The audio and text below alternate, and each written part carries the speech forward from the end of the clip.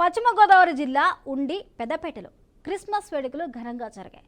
వేకువజావకు ముందే Saint Paul Lutheran చర్చిలో భక్తి శ్రద్ధలతో ప్రార్థనలు నిర్వహించారు. భక్తులు క్యాండిల్ ర్యాలీ నిర్వహించి క్రీస్తు జననం గురించి ప్రజలకు తెలిపారు.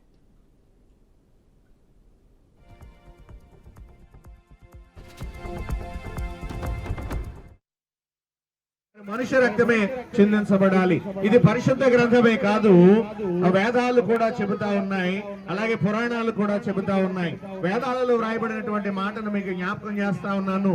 సర్వపాప పరిహారార్థం రక్త ప్రోక్షణం అవశ్యం, తదరక్తం పరమాత్మైన పుణ్యదాన బలియాగం అన్నారు. అంటే సర్వమానవుల యొక్క పాపం పరిహారం అవ్వాలి అని అంటే ఒక పుణ్యాత్ముడు పరిశుద్ధుడు రక్తాన్ని చెందించాలి. అలా లోకంలో మానవులు పరిశుద్ధులుగా ఎవరైనా ఉన్నారు అని అంటే ఎవరు లేరు. వాక్యం చెబుతా ఉంది, నీతిమంతుడు లేడు, ఒకడును లేడు, అందరూ పాపం చేసి నీతిమంతులైనటువంటి వారు లేకుండా పోయారు. గనుక దేవాది దేవుడే తనను తాను తగ్గించుకుని ఆయన నీతిమంతుడిగా ఈ లోకంలో జన్మించి సర్వ మానవాళి యొక్క పాప పరిహారార్థం ఈ లోకంలో జన్మించాడు.